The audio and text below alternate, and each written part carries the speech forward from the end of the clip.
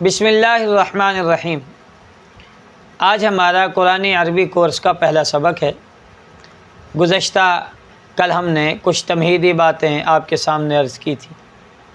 میں نے گزشتہ کل عرض کیا کہ کل الفاظ قرآن پاک کے 78,000 ہیں۔ اگر ہم ان کے ریپیٹڈ الفاظ کو ہٹا دیں، تکرار بار بار آنے والے الفاظ کو ہٹائیں تو 17,000 رہ جاتے ہیں، اور اگر ایک معنی والے یعنی ایک ہی لفظ سے مختلف شکلیں بنتی ہیں ان کو بھی اگر ہم ختم کر دیں تو ٹوٹل 4500 الفاظ رہ جاتے ہیں۔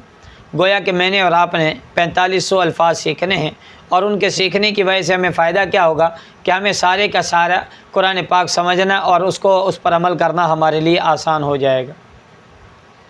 مثال کے طور پر آج ہم جو سبق پڑھیں گے اس کے کل الفاظ 8 ہیں۔ ان 8 الفاظ کو میں اور آپ اگر غور کریں تو قرآن پاک میں 4573 مرتبہ یہ الفاظ آئیں۔ گویا کہ ایک سبق جس میں نے اور آپ نے صرف 8 الفاظ یاد کرنے ہیں، جس کی بدولت 4573 الفاظ کا ترجمہ مجھے اور آپ کو آ جائے گا۔ لہذا ہمیں چاہیے کہ ہم اس پر فکر کریں، غور کریں۔ اس سبق کو سمجھنے سے پہلے چند تمہیدی باتیں ہیں۔ یہ ہمارا کورس جو ہے یہ اشاروں کی زبان میں ہے، اور اشاروں کی زبان سے سمجھنا انسان کے لیے بہت زیادہ آسان ہو جاتا ہے، اسے یاد کرنا ہر عمر کے لیے، اور یہ تجربہ شدہ بات ہے۔ ہم نے مردوں پر اور بچوں پر اس پر تجربہ کیا تو 7 سال کے بچے سے لے کر 80-82 سال کے بوڑھے تک تمام نے اس کو بآسانی یاد بھی کیا اور سمجھا بھی، اور صرف یاد اور سمجھنا نہیں بلکہ قرآن پاک کے ترجمے اور مثالیں وہ لکھ کر روزانہ کی بنیاد پر چیک بھی کروا رہے ہیں۔ لہذا ابتدائی تمہیدی باتیں آپ سمجھ لیں۔ نمبر 1، 2 لفظ استعمال ہوں گے، مذکر اور مؤنث۔ یہ عربی کے لفظ ہیں، اردو میں بھی استعمال ہوتے ہیں۔ مذکر مرد کو کہتے ہیں اور مؤنث عورت کو کہتے ہیں۔ دوسرا لفظ بار بار استعمال ہوگا، واحد، تثنیہ اور جمع۔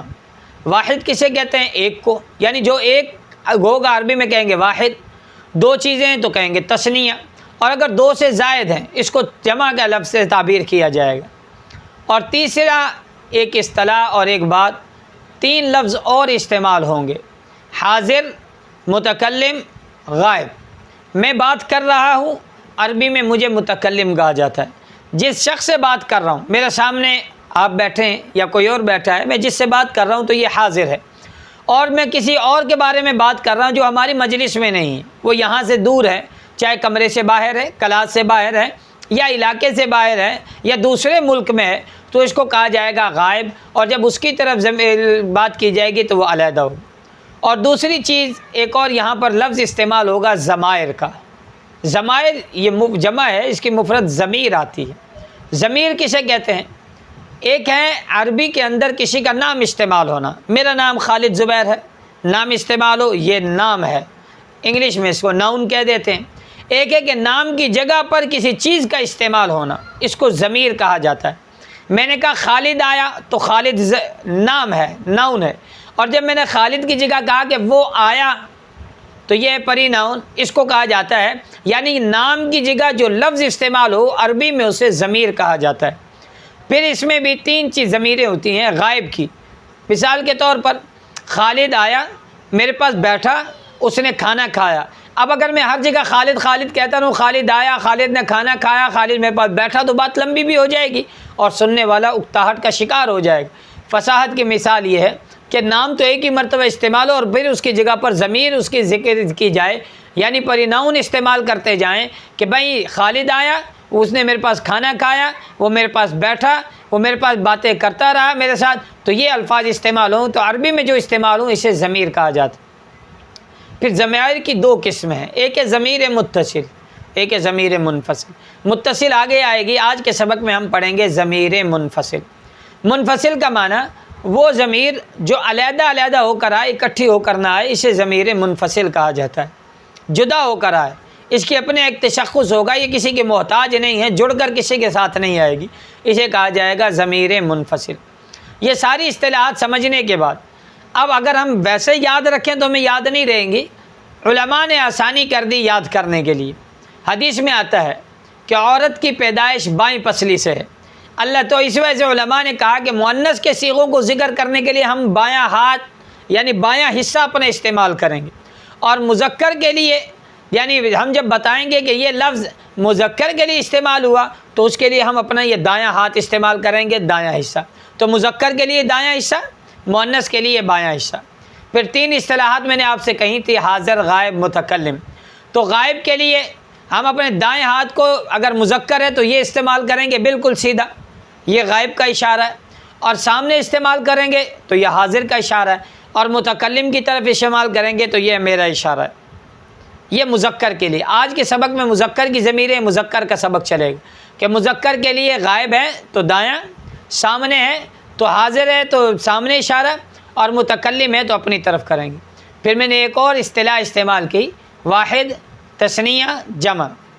واحد کے لیے ہم نے یہ انگوٹھے کو اس طرح بند رکھنا ہے، ایک اشارہ کرنا ہے، واحد کا اشارہ ایک، واحد 2 ہیں، تثنیہ ہے تو 2، جمع کے لیے ہم نے 4 کا اشارہ کرنا ہے، یعنی جمع کے لیے اگر کوئی لفظ استعمال ہو رہا ہے تو 4، تثنیہ کے لیے استعمال ہو رہا ہے تو 2، اور واحد کے لیے استعمال ہو رہا ہے تو 1۔ اب ان سارے اشاروں کو ہم دوبارہ سمجھتے ہیں کہ اگر میں بتانا چاہتا ہوں کہ ایک مرد جو یہاں موجود نہیں تو میں نے یوں ہاتھ کھولنا ہے سیدھا، اور کھولنے کے بعد 1 انگلی کا اشارہ کرنا ہے، 2 مرد تو 2 انگلیوں کا اشارہ، سارے مرد تو سب انگلیوں کا اشارہ، آپ 1 مرد تو 1 انگلی کا اشارہ، آپ 2 مرد تو 2 انگلیوں کا اشارہ، آپ سب مرد تو سب کا اشارہ، 4 کا اشارہ، میں 1 مرد 1 کا اشارہ، اور ہم سب مرد، یہ اس میں جمع کا اشارہ۔ یہاں ایک بات اور بھی سمجھ لیں، غائب کے لیے بھی واحد، تثنیہ، جمع تینوں ہوگا، حاضر کے لیے بھی واحد، تثنیہ، جمع تینوں ہوگا، لیکن متکلم کے لیے صرف 2 لفظ استعمال کیے جائیں گے۔ کون کون سے؟ واحد اور جمع۔ تثنیہ جو ہے متکلم میں استعمال نہیں ہوتا۔ یہ باتیں آپ نے ذہن میں رکھنی۔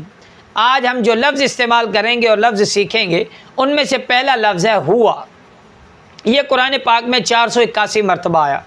پھر دوسرا لفظ ہے ہما، یہ قرآن پاک میں صرف 2 مرتبہ آیا ہے۔ اور تیسرا لفظ ہے ہم، یہ قرآن پاک میں 3718 مرتبہ ہے۔ اور چوتھا لفظ ہے انتا، 82 مرتبہ۔ اور پھر انتما، یہ قرآن پاک میں صرف 1 جگہ استعمال ہوا۔ اور انتم 135 مرتبہ۔ اور 7واں لفظ انا، قرآن پاک میں 68 مرتبہ۔ اور نحنو 86 مرتبہ۔ اور ان ساروں کا مجموعہ جو جمع آ جائیں بطور جمع تو کم از کم یہ جو استعمال ہوئے ہیں 4573 مرتبہ، 4573 مرتبہ یہ لفظ استعمال ہوئے۔ ہم ابھی سبق کو دوبارہ دہرا لیتے ہیں، ہوا، ہما، ہم، انتا، انتما، انتم، انا، نحن۔ اب اس کا ترجمہ بھی دہرائیں، وہ 1 مرد، وہ 2 مرد، وہ سب مرد، آپ 1 مرد، آپ 2 مرد، آپ سب مرد، میں 1 مرد، ہم سب مرد۔ اب آپ کہیں گے کہ یہ کیونکہ یہ مرد اور عورت دونوں کے لیے سبق چل رہا ہے تو جب ہم نے مشق کرنی ہے تو مشق میں وہ سارے الفاظ استعمال کرنے ہیں جو ہم نے سیکھنے ہیں۔ جو مرد والے ہیں وہ مرد کے طور پر، عورت پڑھے گی تو بطور مرد، اور عورت والے ہیں تو عورت تو پڑھے گی لیکن مرد جب ان کی مشق کرے گا تو وہ بطور عورت ان کی مشق مکمل کرے گا۔ اس بات سے نہیں شرمائے گا کہ یہ لفظ تو مرد کے لیے میں کیوں کہوں، یا یہ لفظ عورت کے لیے میں استعمال کیوں کہوں۔ اللہ ہمیں قرآن فہمی کی توفیق نصیب فرما دے۔ آپ سے گزارش ہے یہ لفظ آپ نے سیکھے ہیں، اب قرآن پاک میں کم از کم 20 مثالیں آپ اس کی تلاش کر کے لائیں، دیکھیں کہ آپ کو کوئی 2-3 سطروں کے علاوہ کوئی سطر آپ کو ان الفاظ سے خالی نہیں ملے گی۔ اللہ میرا حامی و ناصر ہو۔ سبحانک اللہم و بحمدک، اشہد ان لا الہ الا انت، استغفرک و اتوب۔